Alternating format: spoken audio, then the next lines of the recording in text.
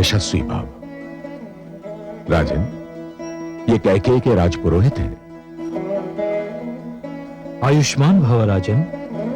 मैं कैकेयी राज्य से महाराज कैकेयी की ओर से उनकी सुपुत्री राजकुमारी कैकेयी के वागदान के प्रथम विधि संपन्न करने आया हूं। दासी, कृपया ये श्रीफल एवं उत्तरीय स्वीकार कर पूरे कैकेयी राज्य को आभार का अवसर दें। ये तो परंपरा है राजन, स्वीकार कीजिए। ओम स्वस्ति न इंद्रो वृद्धश्रवाः स्वस्ति नः पूषा विश्ववेदाः स्वस्ति नस्तार्क्ष्यो अरिष्टनेमि स्वस्ति नो बृहस्पतिर्दधातु। राजपुरोहित जी, इस विधि से रघुकुल ने राजकुमारी कैकेयी को अपनी कुलवधू के रूप में और राजा दशरथ ने अपनी भार्या के रूप में स्वीकार किया, और मैं रघुकुल का कुलगुरु होने के नाते इस विवाह को संपन्न कराने की घोषणा करता हूं। शुभमस्तु। ये न कहिए कि आपका मुझ पर कोई अधिकार नहीं है देवी। आपने मेरे प्राणों की रक्षा की है। मैं आपका ऋणी हूं और यह ऋण मुझे सदैव स्मरण रहेगा। और मैं आप भी। राजकुमारी की जय हो। अयोध्या नरेश दशरथ आए हैं। क्या? महाराज दशरथ कहाँ हैं? वो इधर ही आ रहे हैं।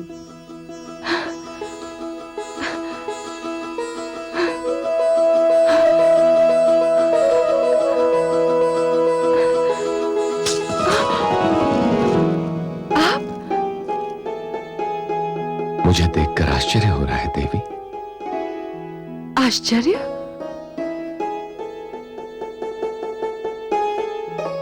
मुझे अपने नेत्रों पर विश्वास नहीं हो रहा है। कहीं मैं स्वप्न? नहीं, ये स्वप्न नहीं है देवी। मैं वही दशरथ हूं जिसका जीवन आपकी वीरता का उपहार है। नहीं, आप वे दशरथ हैं जिनका प्रेम अब मेरे जीवन का आधार है। मुझे समझ में नहीं आता मैं आपका स्वागत कैसे करूं। बुद्धिमान कहते हैं कि जो बात समझ में ना आए वो नहीं करनी चाहिए। स्वागत तो औपचारिकता है।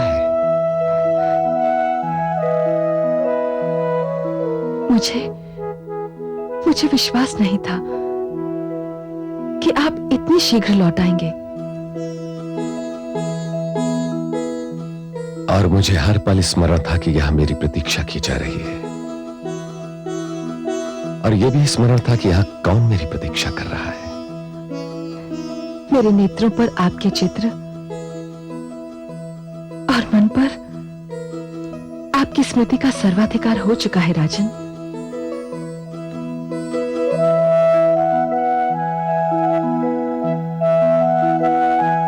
आपने ये नहीं पूछा कि मैं यहां क्यों आया। क्यों पूछूं? आपके आने का कारण पूछने का अर्थ यह होगा कि मुझे अपने प्रेम पर विश्वास नहीं। आपका विश्वास जीत गया देवी। राजन। हाँ देवी, मैं वो कहने आया हूं जो पहले न कह सका। आपने मुझे युद्ध में विजय की बधाई देते हुए कहा था कि जीत केवल मेरी हुई थी, आप हार गई थी। ये सत्य नहीं था राजकुमारी कैकेयी। सत्य तो ये है कि युद्ध क्षेत्र में जब आपके काले घने केश खुलकर बिखरे थे और श्रावण की उस घटा से मुझे आपका मुखचंद्र दिखाई पड़ा था, मुझे उसी क्षण विश्वास हो गया था कि मैंने भी अपना बहुत कुछ हार दिया है। मैं जान गया था कि ये क्षण अब जीवन के किसी भी क्षण मेरा साथ नहीं छोड़ेगा। हाँ देवी, मैंने आपके पिताश्री का शगुन स्वीकार कर लिया है।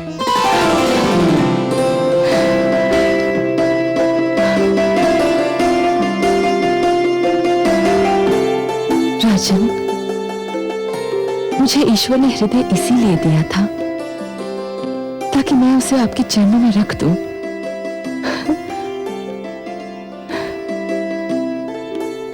और मैंने उस हृदय को बड़े प्यार से उठाकर अपने हृदय में रख लिया है।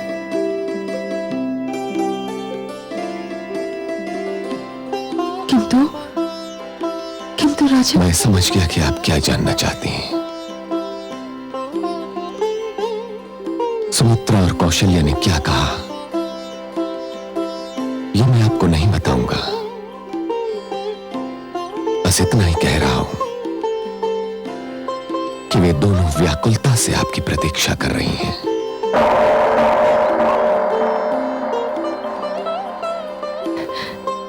मैं भी उन्हें मिलने को अधीर हो रही हूं। आप मुझे जाने की अनुमति दीजिए देवी। वहां अयोध्या में लोग मुझे खोज रहे होंगे, सोचते होंगे कि मैं न जाने कहां जाकर छुप गया।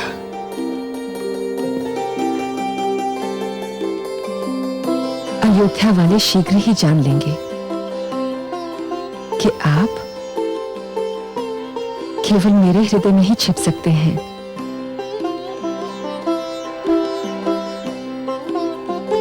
अच्छा देवी,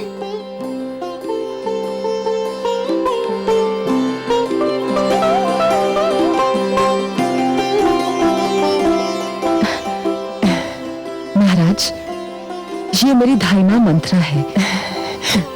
मैंने इसी की गोद में अपनी आंखें खोली थी। मंथरा ने मां बनकर पाला है मुझे। दाई मां को मेरा प्रणाम। तेजस्वी भव, यशस्वी भव, दीर्घायु भव। ईश्वर संसार की सारी प्रसन्नताएं आपके चरणों में रखते। मैं जानती थी जिसे मेरी राजकुमारी ने चुना होगा वो ईश्वर के भंडार का सबसे अनमोल रत्न होगा। महाराज, मैं अपनी राजकुमारी के चुनाव पर बलिहारी जाऊं।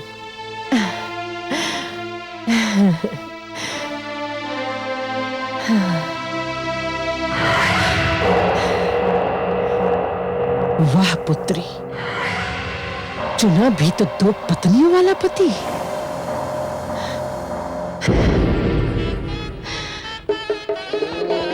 स्वस्ति न इंद्रो वृद्धश्रवाः स्वस्ति नः पूषा विश्ववेदाः स्वस्ति नस्तार्क्ष्यो अरिष्टनेमि स्वस्ति नो बृहस्पतिर्दधातु।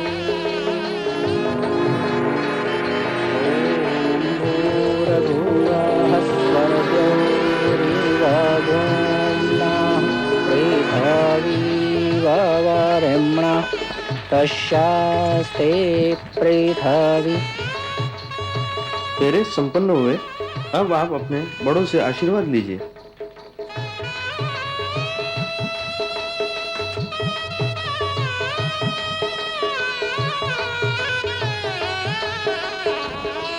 आयुष्मान भव, आयुष्यमती भव।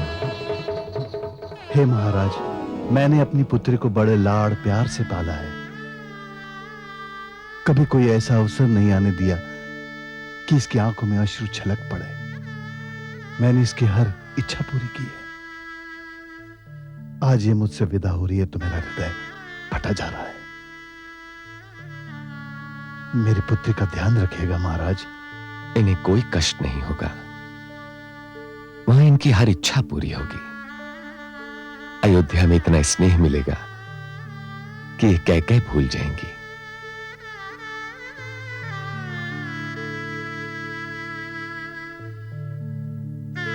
एक और विनती है महाराज। आदेश करें। मैंने आपको बताया था कि मंत्रा ने मां बनकर मेरी पुत्री को पाला है। मुझे भली भांति याद है। यदि आपको आपत्ति न हो तो मैं मंत्रा को कैकेयी की देखरेख के लिए आपके साथ भेज दूं। आपत्ति? मुझे हर्ष होगा।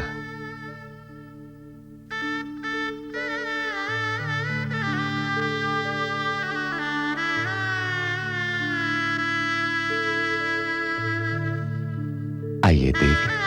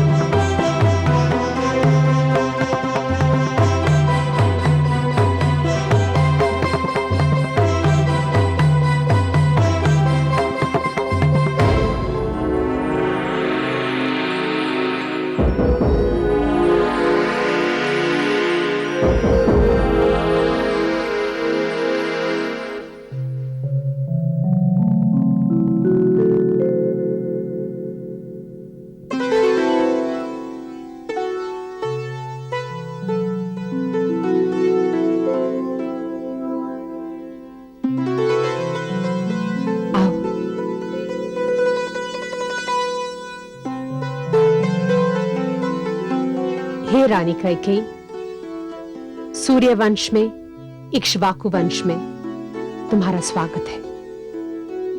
अब अयोध्या ही तुम्हारा घर है। मैं जानती हूं तुम वीर हो, बुद्धिमान हो, समझदार हो। महाराज तुम्हारे विषय में हमें सब कुछ बता चुके हैं, किंतु मैं आयु में तुमसे बड़ी हूं, इसलिए तुम्हें यह बताना मेरा कर्तव्य है कि पुत्रवधू 2 वंशों की मर्यादा लेकर आती है और उसे ये दोनों मर्यादाएं संभालनी होती है।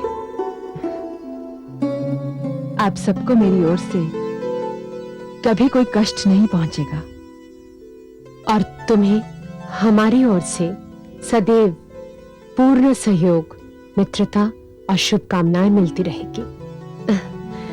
तो मैं चलती हूं। नवजीवन की एक बार और बधाई।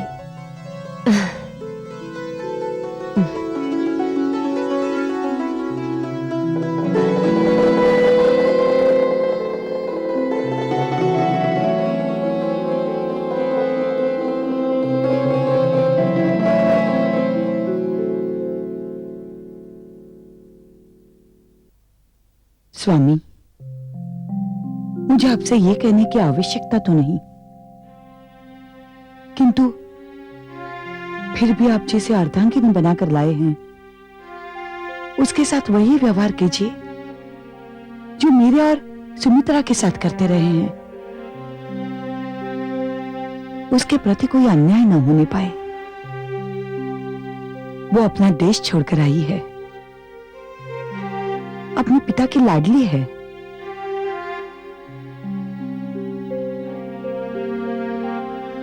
आप महान हैं। पटरानी होते हुए भी कैकेयी के प्रति जो प्रेम और स्नेह का प्रदर्शन आप कर रही हैं, ये गुण हर स्त्री में नहीं होता। साधारणतया एक स्त्री दूसरी स्त्री को अपने अधिकारों का एक अंश भी नहीं देती, और आप। मुझे सूर्यवंश और इक्ष्वाकु वंश का हित अपने हित से अधिक प्रिय है महाराज। यह आग्रह मैं और मेरे साथ बहन सुमित्रा केवल इसलिए कर रही है कि रघुकुल को उत्तराधिकारी मिल जाए। कौन जाने, राजकुमारी कैकेयी रघुकुल के लिए एक वरदान सिद्ध हो। अब जाइए महाराज, राजकुमारी कैकेयी आपकी राह देख रही होगी।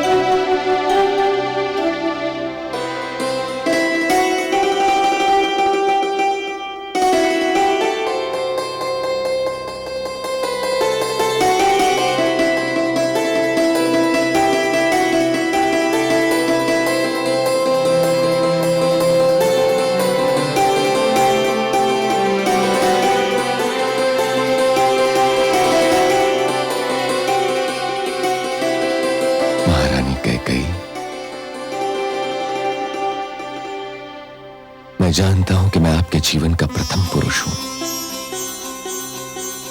और मैं ये भी जानता हूं कि आप मेरे जीवन की प्रथम नारी नहीं हैं। किंतु इसका यह अर्थ नहीं कि आपकी महत्ता किसी से कम है। हाँ, यह संभव है कि आपने जिसे नायक चुना है वो सर्वश्रेष्ठ सिद्ध ना हो।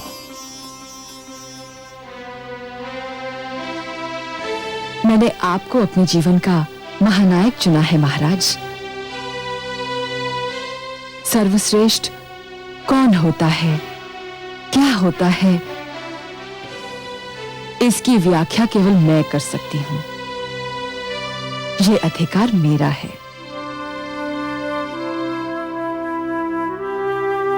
महाराज, स्त्री के अधिकारों के प्रति आप कितने जागरूक हैं, ये देखकर मेरी प्रसन्नता की सीमा नहीं रही। इसमें आपकी बड़ी बहनों कौशल्या और सुमित्रा का भी बड़ा हाथ है।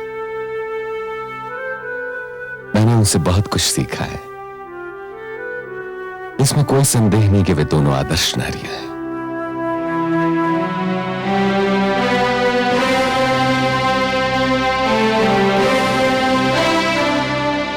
महाराज, इस कुल में आने से मैं धन्य हो गई।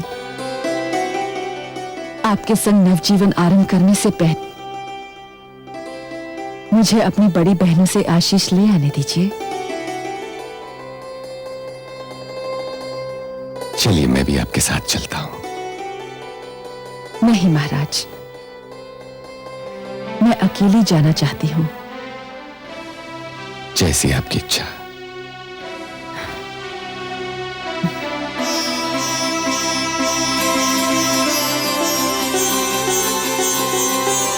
कैकेयी केवल आयु में छोटी नहीं, बहुत भोली भी है। और प्रसन्नता की बात यह है कि उसके मन में हम दोनों के प्रति बहुत आदर है। मुझे भी वो पहली दृष्टि में ही भा गई।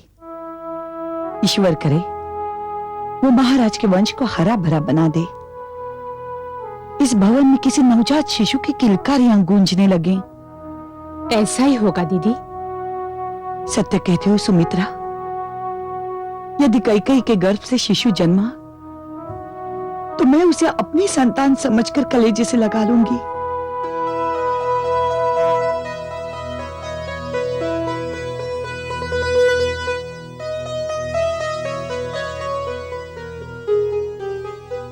प्रणाम महारानी। नई महारानी द्वार पर खड़ी हैं। द्वार पर खड़ी हैं? जी।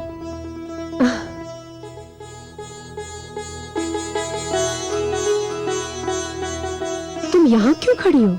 अंदर आओ। आओ।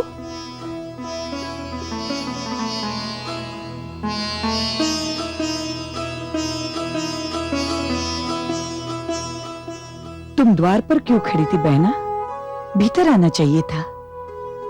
मैंने सोचा कदाचित आप दोनों कुछ निजी बातें कर रही हैं। अब यहाँ ऐसे कोई निजी बात नहीं होगी छोटी रानी जिसमें तुम सम्मिलित ना हो। अब तुम हम सब के जीवन का अंश हो।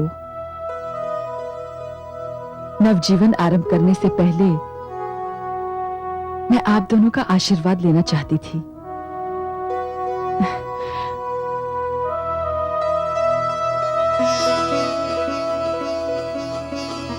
संतानवती भव।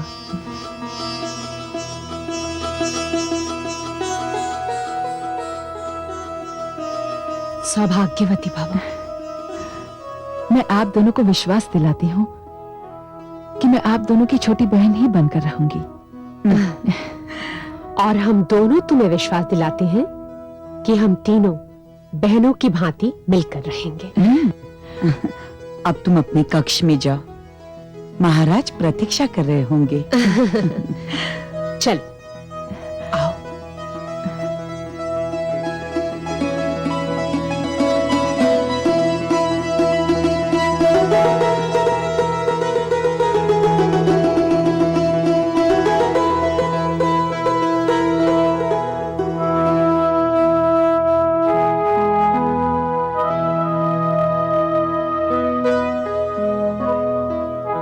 वास्तव में बहुत प्यारी और बहुत भोली है। सत्य कह रही हो दीदी।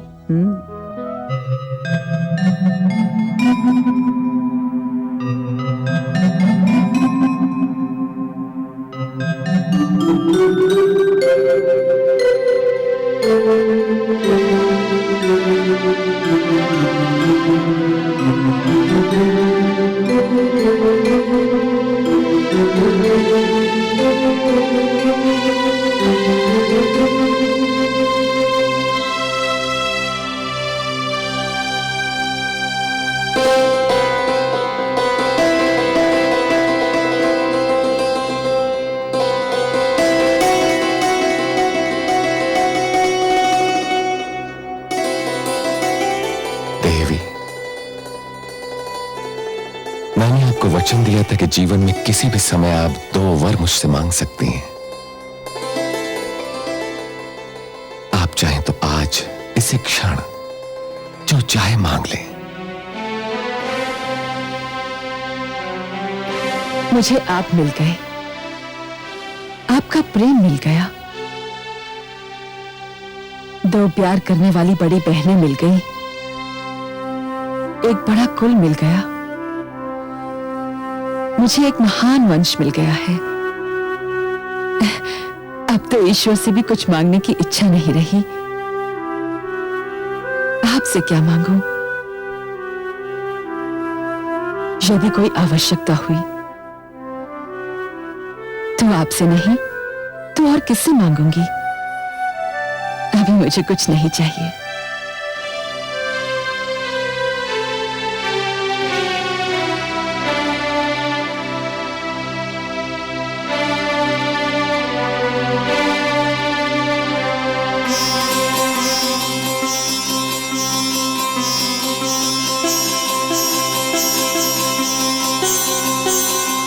तो फिर ये तुच्छ भेंट स्वीकार कीजिए।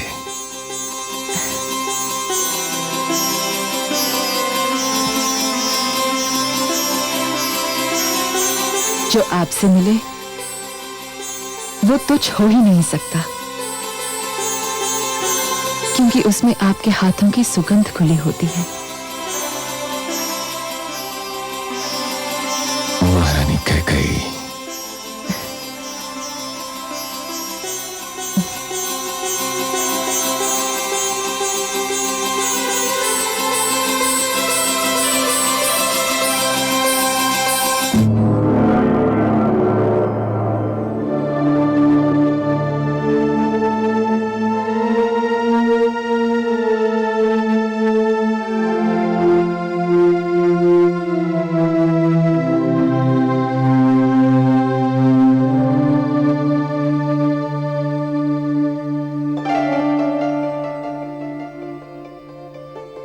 बड़े गहरे चिंतन में डूबी हुई दिखाई दे रही है महादेवी। किस समस्या ने आपका ध्यान अपनी ओर आकर्षित कर रखा है? कुछ नहीं कमलनयन, मैं अयोध्या नरेश दशरथ के भाग्य की विडंबना के विषय में सोच रही थी।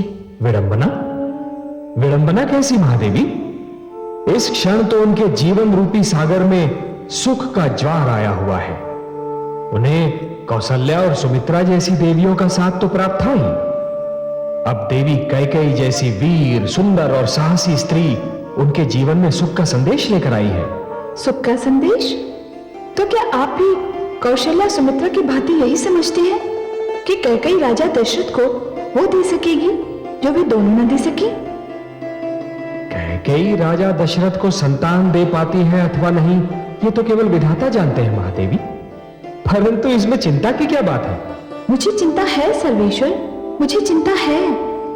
यदि दशरथ को संतान नहीं मिलती है तो उन्होंने आज जिस सुख का अनुभव किया वो क्षणिक सिद्ध होगा, और यदि उन्हें संतान मिलती है तो श्रवण के माता पिता का श्राप उनकी ताक में है। आपकी चिंता सर्वथा उचित है महादेवी। श्रवण के माता पिता का श्राप उनके दुखी हृदय की पुकार था, और आप तो जानती हैं महादेवी कि दुखी हृदय की पुकार अपना रंग दिखाए बिना नहीं रहती। तो क्या श्रवण के माता पिता का श्राप ही किसी नई कहानी का कारण बन जाएगा? महादेवी, जिस शंका ने आपके मस्तिष्क में सिर उठाया है वो सर्वथा निराधार नहीं है। प्रकृति की लीला बड़ी विचित्र होती है महादेवी। देखिए ना, यदि प्रकृति को बंजर धरती पर भी पौधा उगाना होता है तो वो वायु की हथेली में छुपाकर एक बीज भेज देती है, और देखने वाले आश्चर्यचकित रह जाते हैं कि इस बंजर धरती पर एक हरा भरा वृक्ष कहां से आ गया। हे कमलनयन, तो क्या वास्तव में वही श्राप राजा दशरथ के जीवन में संतान सुख का कारण बन जाएगा? इसका ज्ञान भी विधाता को ही है महादेवी, परंतु हां, मैं आपको एक बात अवश्य बता दूं। बताइए। महादेवी, हर कथा का कोई ना कोई कारण अवश्य होता है, हर घटना का कोई ना कोई आधार अवश्य होता है, और हर अनहोनी किसी न किसी विशेष परिस्थिति में ही जन्म ले सकती है। महादेवी, वो कारण कभी कभी अपने ही पास होता है तो दिखाई देता है, तो कभी इतना दूर होता है कि उसे देखना संभव ही नहीं होता। हे सर्वेश्वर, आपकी बात पूर्ण रूप से मेरी समझ में नहीं आई। महादेवी, कभी कभी होने वाली घटनाओं का कारण घटनास्थल से दूर होना भी तो संभव होता है। यूं समझिए कि कभी कभी धरती पर जो घटनाएं घटती हैं उनका कारण दूर नभमंडल और अंतरिक्ष में होने वाली हलचल होती है। आज वही हो रहा है। क्या हो रहा है कमलनयन, और कहां हो रहा है? महादेवी, अयोध्या में जो कथा जन्म लेने वाली है उसका कारण अयोध्या से बहुत दूर लंका में बन रहा है। लंका में? हाँ महादेवी, लंका में। लंका नरेश रावण के घर में।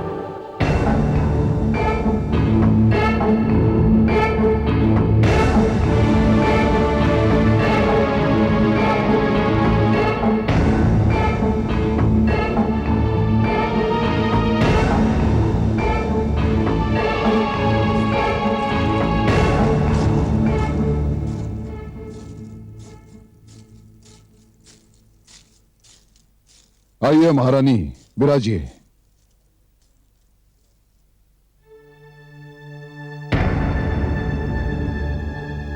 क्या बात है महारानी, आज आप खिन्न और दुखी दिखाई दे रही हैं। हाँ स्वामी, मैं दुखी अवश्य हूं। मैं आपके दुख का कारण जानता हूं। क्या जानते हैं आप? आप मेरे उस दिन के व्यवहार से दुखी हैं जब मैंने युद्ध भूमि से लौटकर आरती का थाल फेंक दिया था, दीप बुझा दिए थे। महारानी, मैं उस दिन के व्यवहार की क्षमा मांगता हूं। मुझे विश्वास है कि आप समझ गई होंगे कि उस समय मेरी मनस्थिति क्या रही होगी। दशरथ के हाथों पराजय ने मुझे अत्यंत हताश कर दिया था, और उसी आवेश में आकर मैं आपका तिरस्कार कर बैठा। स्वामी, वो हमारे घर की बात थी। मैंने आपके क्रोध का कारण जानकर उस बात को भुला भी दिया। तो फिर अब क्यों दुखी दिखाई दे रही हैं? इसका कारण बाहर की बात है स्वामी। घर के भीतर की बात दब सकती है, दबाई जा सकती है, किंतु बाहर की बात न दब सकती है न दबाई जा सकती है। वो वायु के कंधों पर सवार होकर सारे संसार में फैल जाती है। महारानी मंदोदरी, मैं जानता हूं कि आप महान बुद्धिमान हैं। मुझे आपकी बुद्धिमत्ता में कोई संदेह नहीं है, परंतु आप जो कह रही हैं वो मेरी बुद्धि में नहीं समा सका। क्या आप अपनी बात के लिए स्पष्ट और सरल शब्दों का चयन नहीं कर सकती? मैं जानना चाहता हूं कि आपके दुख का कारण क्या है। स्वामी, कुछ ऋषि पत्नियां मेरे पास आई हैं। ऋषि पत्नियां आपके पास क्यों आई हैं? संभवतः इसलिए कि वो समझती हैं कि मैं नारी हूं और नारी होने के नाते मैं उनकी सहायता कर सकती हूं। क्या सहायता चाहती है वे आपसे? हे लंकेश, सुना है आपने ये आदेश दिया है कि हमारे राज्य की सीमा में जो भी ऋषि यज्ञ करेगा उसे कर भरना होगा। तो क्या राजा होने के नाते मुझे कर लगाने का कोई अधिकार नहीं है महारानी? अधिकार है स्वामी, पर कर उन पर लगाया जाता है जो कर भरने की क्षमता रखते हों, जो इस योग्य हों। ये दुखियारे तो दान दक्षिणा पर अपना जीवन व्यतीत करते हैं। ये कर भरने के लिए धनराशि कहां से लाएंगे? मुझे तो आपकी चिंता निराधार दिखाई पड़ रही है महारानी, क्योंकि इस समस्या का समाधान तो बहुत सीधा साधा है। वो क्या? ऋषिगण यज्ञ करना छोड़ दें, वे हमारे कर से मुक्त हो जाएंगे। आप उनसे ये कह रहे हैं कि वो अपना धर्म छोड़ दें? मैं उनसे ये कह रहा हूं कि लंका पर मेरा राज्य है, रावण राज्य, और मेरे राज्य में किसी को ऐसा कोई कार्य करने की अनुमति नहीं जो मेरी इच्छा से मेल न खाता हो। क्षमा करें लंकेश, किंतु प्रजा के किसी भी वर्ग से यह कहना कि वो अपना धर्म, अपने सिद्धांत त्याग दे, राजा की महानता के विरुद्ध है। और राजा की आज्ञा की अवहेलना प्रजा के किसी भी वर्ग के लिए दंडनीय है। यदि ऋषिगण यज्ञ करना चाहते हैं तो उन्हें कर देना होगा, और यदि वो कर नहीं दे पाते तो उन्हें दंड भोगना होगा। और वो दंड क्या होगा? कुछ अधिक नहीं महारानी, कुछ अधिक नहीं। आप तो जानती हैं कि मैं बहुत न्यायप्रिय हूं। जो कर नहीं देंगे अथवा दे नहीं पाएंगे, उनके शरीर से विशेष मात्रा में रक्त निकाल लिया जाएगा। सो बात बहुत सरल है। जो भी यज्ञ करना चाहे करे, उसे स्वतंत्रता है। मैं किसी की स्वतंत्रता को कुचलना नहीं चाहता। बस जो कर नहीं देंगे उन्हें रक्त देना ही होगा। क्यों, है ना न्याय संगत? हे ईश्वर, ये न्याय संगत है। ये न्याय संगत है। महारानी, आपसे मिलने जो ऋषि पत्नी आई हैं उन्हें मेरी ओर से शुभ समाचार दे दीजिए कि मैंने उनकी समस्या का बहुत सरल समाधान बता दिया है। अब मुझे अनुमति दीजिए। बहुत सारे ऋषिगण पकड़ कर लाए गए हैं, मुझे उनको भी न्याय देना है।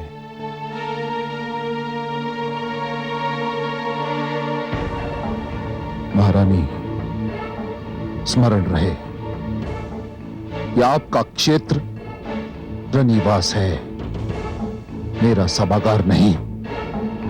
स्मरण रहे।